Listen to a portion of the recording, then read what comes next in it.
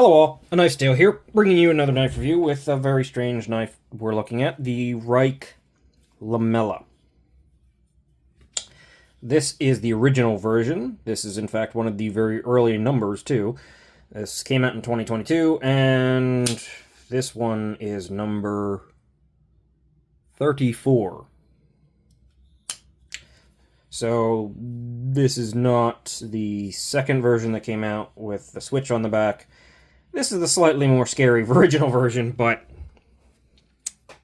that's what I got. Before we get into specs, quick look at what we're looking at here. 20 CV blade in this crazy Persian trailing point. You've got a blasted finish on the blade. You've got some sort of blasting on both this frame and the shell, because this is a shell. We'll talk about that. Got an inset liner lock in titanium that is on bearings with pretty great action.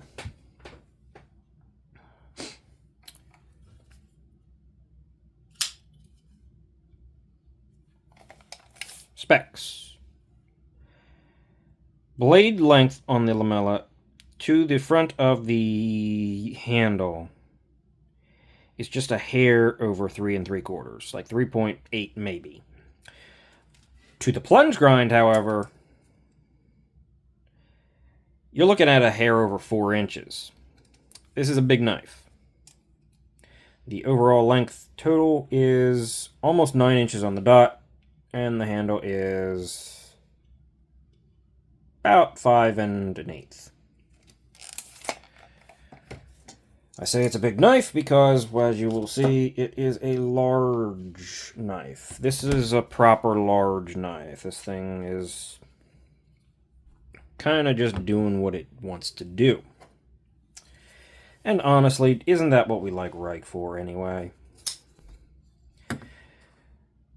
Rike, if you've never had experience with them, have very, very good quality, in my opinion, and execution. It's great. Their machining is like a lot of their knives are just sort of a flex for just how complex and how much machining and technical stuff they can do. And the ones I've had, I have 3 of them. They're all executed and they feel very similar and they're wonderful. I really like Rike and I really like their knives. I'd say that they are probably the best at doing the best, most complex machining out of any Chinese company. And their fit and finish is darn near top tier. It's top tier. It's darn near top 1 or 2 as well. So they're really good, is what I'm trying to say. This knife is large, it is dwarfing both of them, it is thicker, it is longer, and it is taller when closed, though not as much as you might think. It's just sort of banana.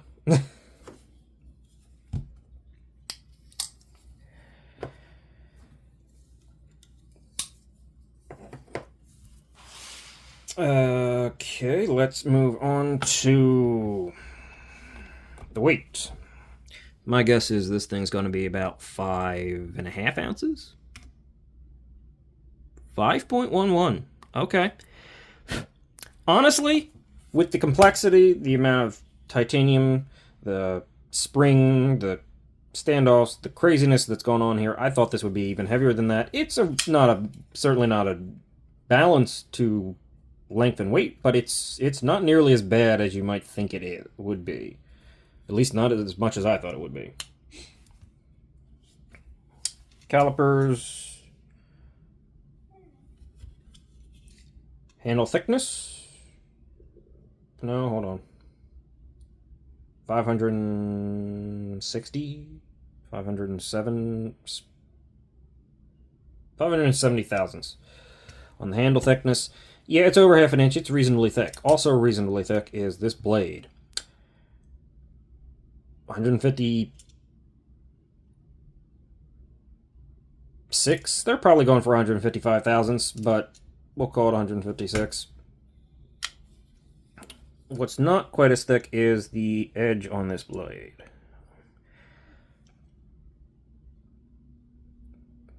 I'm reasonably comfortable calling it. I might actually be just down a tiny bit too much.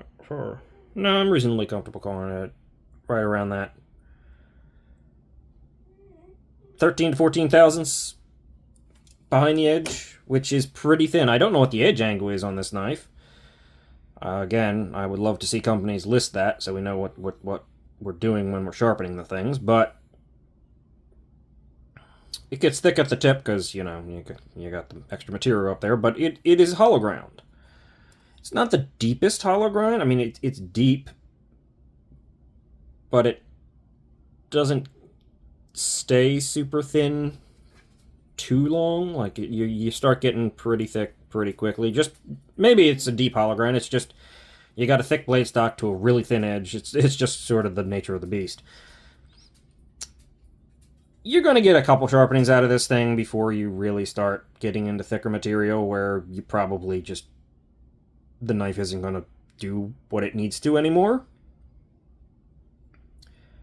But honestly, this is sort of not a knife you buy just to be a workhorse. This is a knife that you buy for the interesting and the complexity and just the overall neatness of it. The final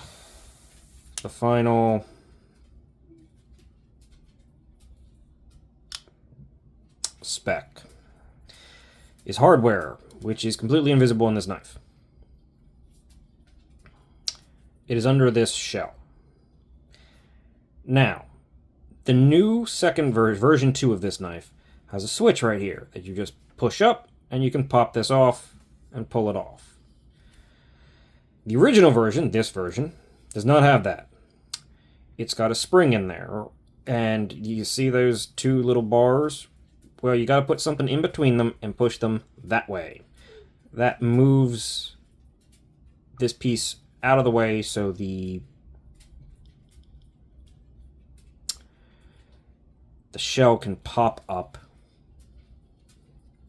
And once it's popped up, you got to then close the knife because it's shouldered here. So it pops up and just slides off. It is a little too annoying and complex. I have taken this knife apart twice. Once to see if I could, and once to make my initial adjustments to see if I could get it centered and everything like that. It wasn't very far off, and it centered up perfectly. There's no play. It's wonderful.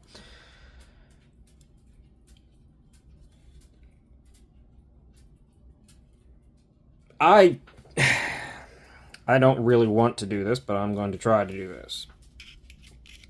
So you push this in here. As you can see, it sort of slides off. The way I do it is this.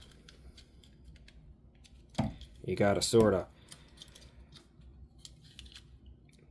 finagle it down. Yeah, you see, it's not super confidence inspiring. Oh, hold on. I think I'm pushing something wrong. Yeah, okay. I just got to get it to move. It's been sitting closed for a while, so it's sort of, you know. The way I do it is this. I pull down, and I sort of push, and it sort of starts to pop up. Because what you're actually doing is you're moving it out of the way, and then you're pushing it into the underside of this sheath. So the sheath is now popping up. But as I said, you cannot, and that's the thing you run the risk of. It's got to be moved and pushed up. And you'll see my hand like shaking because it's just an annoying thing to do while trying to stay away from a blade.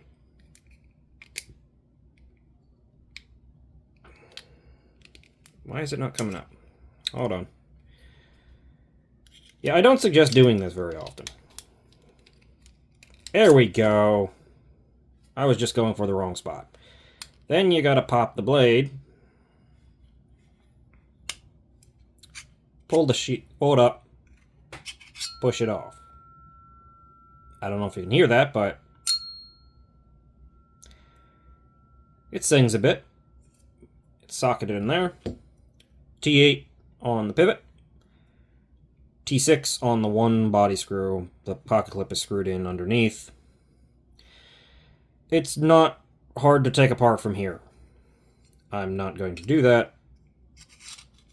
But as you can see, it's not the most intuitive thing. I'm glad they updated it and changed it. The new versions are no problem. It's just a button, a switch on the back. Or not a button, a switch. Then you gotta push this back in. And slip it back on. Not exactly intuitive. But it's cool. And again, just new version, version 2 is a switch. And it just pops off. Much easier, much more friendly. So that pretty much finishes up specs. So we'll just take a quick look and overview at the knife. You've got the hollow grind. That has held up decently. It's also it's not the sharpest knife out of the box. It cuts, and it's performed well, but it probably could be sharper. Though, it's pretty good. You have the fuller, which you can use. You have the thumb studs, which you can use. The flipper tab. And the only thing I don't like about this is the shape of the thumb stud is not very good for the thumb flick. You're kind of pushing into an almost point here. Honestly, if they just like cut it off like this and just giving us a flat, it would be much more comfortable. They didn't, but you can still do it. The D10 is weird on this thing. It's not light, but it pops out and goes super easy. So it doesn't take a whole lot as I slip off of it, because I'm a potato. Kind of wish the thumb studs weren't even there, honestly. It doesn't need it. It has got the flipper, it's got the fuller, etc., etc. You've got a crown spine with jimping on it, and I don't really like crown spines with jimping. I especially hate front flippers with crown spines and jimping, because when you got jimping, you have jimping that you're in contact with, and you've got the texture that the ridges are what gives you the grip. But the crown spine makes the spine go like this, obviously. So you have an apex that you're in contact with first and foremost. Then you add in thin jimping, and what you actually get is you get a cross section that's really, really thin in both directions that you're coming in contact with first, which tends to feel sharp. It's much worse when it's a front flipper and you have to push into it, but I don't like crown spines with particularly great amounts of jimping on them. It has to be executed just right. This one does not provide that much grip. It's just more of a tactile feel, and because of that, you're not actually getting anything overly sharp, but still, it's a little sharper than it needs to be, because you've just got that single apex. There are a few companies that can do the crown spine and execute the jimping right. In fact, if I go into my drawer, Giant Mouse is one of them. But look how they do the jimping. The jimping is kind of inset, and it's not nearly as crowned as the spine. This works because you're coming in contact with all the metal at once. This, less so. And honestly, you can see the difference. These jimps are, little weird oblong ovals where they're thicker in the middle and thinner in the sides. That's because the top is higher and you have to go deeper. Giant Mouse is jimping almost even. because theirs is almost flat, despite the crown spine. That's how you do it. Fortunately, this is just a bit of jimping for a sensation, I guess a tactile sensation. It's not doing much, so it's not a big deal. It's just important, I think, to mention, because I do have a knife that is got a front flipper with this kind of jimping on it, and it's not very pleasant. It's not bad, but it's nowhere near as good as it could be. Hello, dog. How are you today? Oh, really? Okay. Where was I?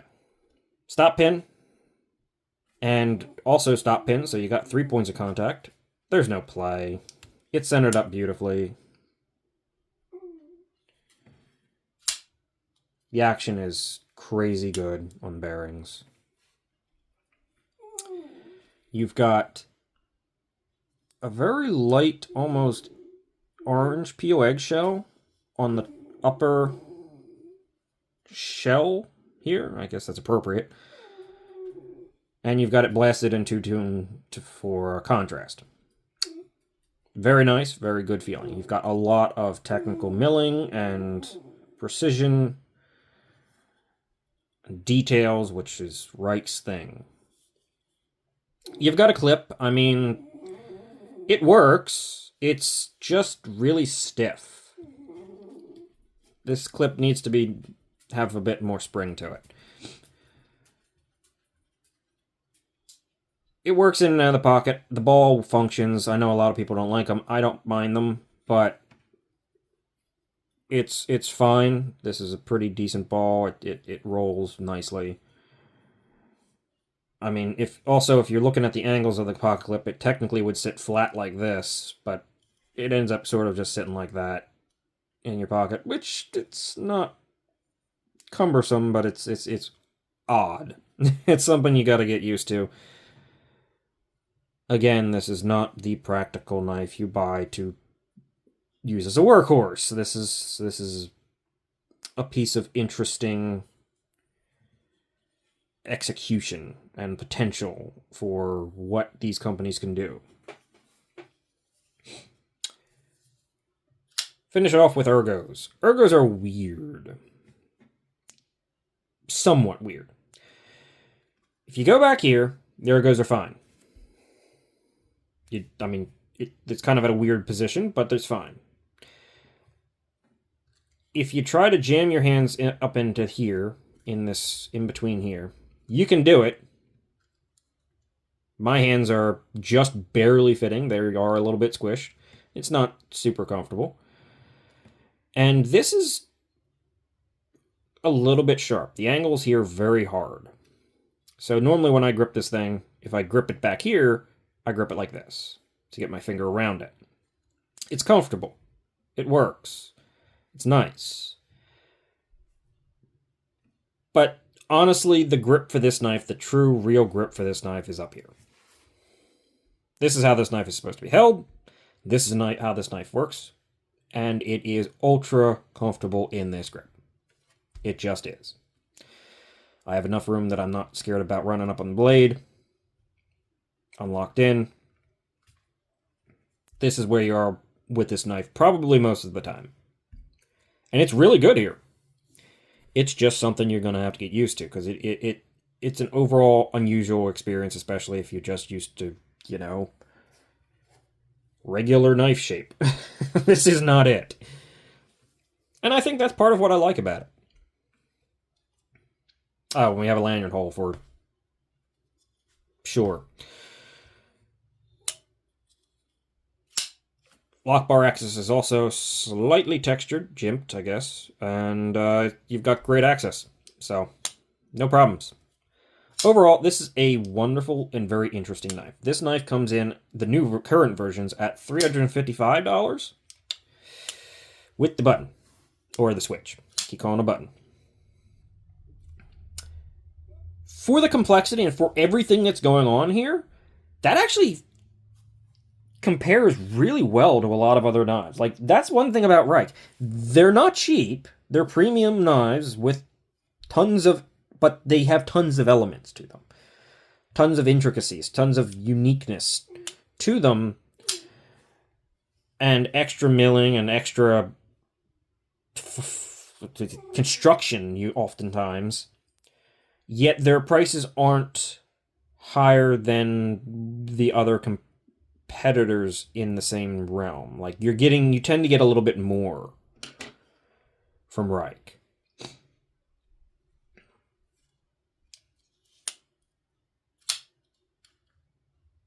So it's expensive. It's certainly not for most people, but if you look at everything else around it, it feels weirdly well priced. So, yeah. This is a cool knife that I really like in my collection. I just get a lot of enjoyment out of this knife.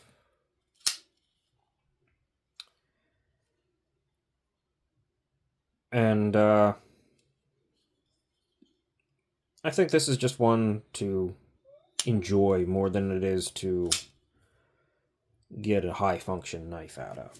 Let's be honest. There's a lot of other options that are much better priced. Honestly, even a super efficiently designed knife in this tier, there's a lot of better options that are more better priced, but I think you go into this tier and you're looking for that extra. This has got the extra and then some. So, yeah, I don't know if it should be a recommendable knife just because of how niche it is. Let me know down in the comments if you think it should be recommendable. If you've made it this far, like, subscribe, comment, blah, blah, blah, blah, blah. But, I don't know if it should be a recommendable knife purely because it's just so specialized and so crazy. Oh, before we go, I also want to mention the plunge seems to come here. Kind of wish that was back further. But it does leave you a little bit of life. And honestly, any further up on the blade than that, and you are probably going to get into material that's too thick. So that it's relatively appropriate for this one. So, Rike Lamella. I love it. What do you think about it? I'm knocking things over. Let's end this here. Thanks for watching. See you in the next one.